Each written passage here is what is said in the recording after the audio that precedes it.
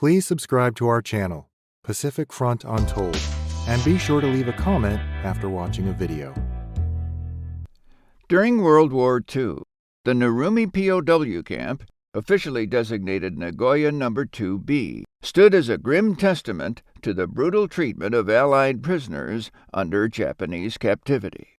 Located in Narumi near Nagoya, Japan, this camp housed hundreds of American, British, Dutch, and Canadian prisoners who endured forced labor, starvation, and relentless cruelty. Among the many stories of suffering, the tragic fate of Doyle W. Waggoner, a U.S. Navy aviation ordnanceman first class, whose mistreatment and death in July 1945 encapsulate the horrors faced by POWs at Narumi, stands out. This video series highlights the affidavits and first-hand accounts of those captured, beginning with a chilling affidavit by Corporal Manuel Avila Cruz and an interview with First Lieutenant Max C. Kissel, which revealed the harrowing experiences of prisoners at Narumi, focusing on Waggoner's ordeal, the systemic abuses under Japanese commandants, and the resilience of those who survived. This story explores the brutal conditions at Narumi, where prisoners were forced to labor at the Nippon Sharyo factory, a major Japanese manufacturer of railway equipment and military material. Corporal Cruz's affidavit mistakenly refers to this as the Nissan locomotive wear, likely a phonetic error due to the similarity between Nippon and Nissan, reflecting the challenges POWs faced in documenting their experiences. At Nippon Sharyo, prisoners built torpedo suicide boats under grueling conditions, endured collective punishments, and faced relentless beatings. Furthermore, Corporal Cruz mistakenly refers to the camp as Nuri, likely due to phonetic errors, as the similarity between Narumi and Nuri.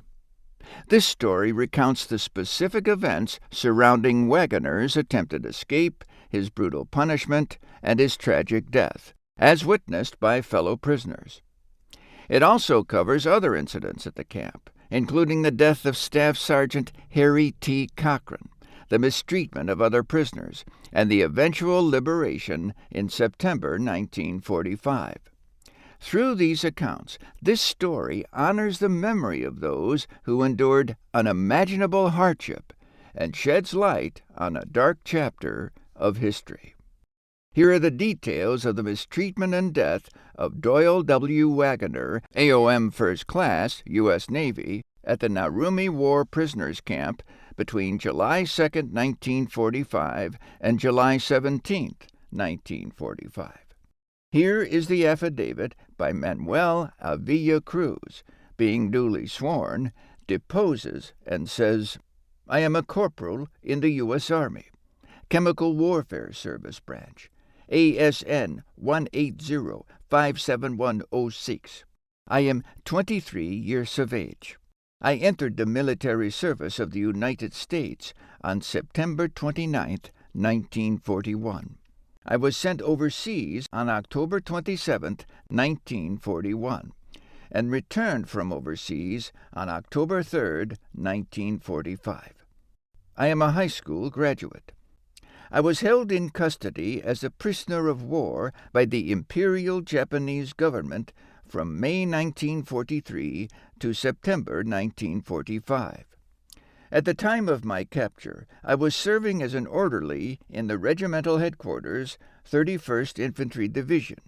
I was captured on May 28, 1942, at Puerto Princesa, Palawan, PI, by a Japanese Marine unit. From the day of my capture until my liberation, I was held in the following places. After my capture, I took part in the Death March on Bataan, as far as San Fernando, where I escaped, but was recaptured and taken to Camp O'Donnell, where I remained about 13 months. Then I was moved by truck to Bilibid, where I remained approximately 8 months.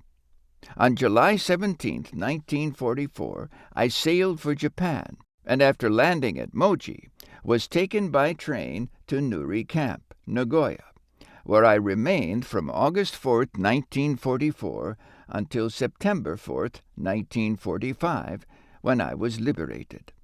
I can recall only the following 3 Japanese officers whom I encountered during my imprisonment. The first is Lieutenant Nagasen, who was the commandant at Nuri Camp from August 1944 until March 1945. The second is Lieutenant Karamire, the commandant at Nuri from March 1945 to September 1945. Lastly, Kamioko, who was the civilian interpreter at Nuri from the time of my arrival in August 1944 until our liberation. I did not hold any office or positions in any prison camp at any of my places of imprisonment. I was imprisoned at Nuri, Japan, from August 4, 1944 to September 4, 1945. From the time of my arrival until liberation, all the prisoners at this camp, with the exception of a few, worked at the Nissan locomotive wear in Nagoya, Japan. These work details included both officer and enlisted men of the American, Dutch, and British armies and navies. We were all engaged in the building of torpedo suicide boats. We were all forced to work on those military weapons. There were 200 American prisoners and about 400 Allied prisoners, and of this figure all worked on these torpedo boats, with the exception of about 50 who were either sick or had administrative duties at the camp. There were numerous incidents of the collective punishment of prisoners at this camp for the offense of an individual of a few. These punishments would be the standing at attention of prisoners for many hours or taking away of privileges such as smoking. The one individual who received the most frequent and most severe punishment at this camp was 2nd Lieutenant Kissel, Infantry, Philippine Army, who was the American camp commander. Whenever anything went wrong or anyone did anything which displeased the Japanese, in addition to punishing the individual, the Japanese would take it out on Kissel and beat and kick him unmercifully. These beatings were innumerable, but I am unable to recall any of the specific incidents. The improper working of prisoners on military weapons, the collective punishment of prisoners for the offense of one or a few, and the innumerable beatings of Lieutenant Kissel occurred under both Japanese commandants, who were stationed at this camp during the period of my imprisonment there.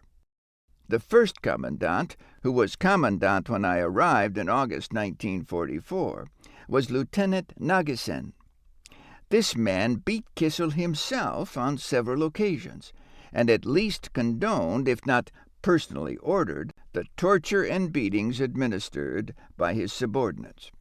The second commandant was Lieutenant Karamire, who arrived at this camp in March 1945 and remained there until our liberation.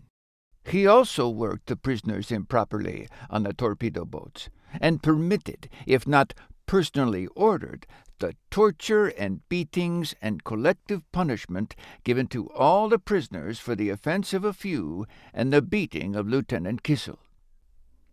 He also personally beat Kissel on a number of occasions. The only other Japanese stationed at this camp that I recall was Kamioko, the civilian interpreter. He was at this camp for the entire period of my imprisonment there, and he never missed an opportunity to beat or strike a prisoner, and did this many times, including a number of times when Lieutenant Kissel was the victim.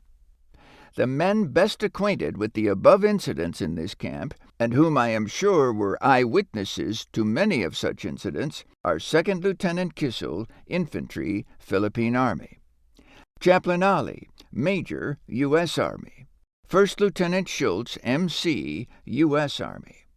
This is all the information of which I am relating to the above described incidents.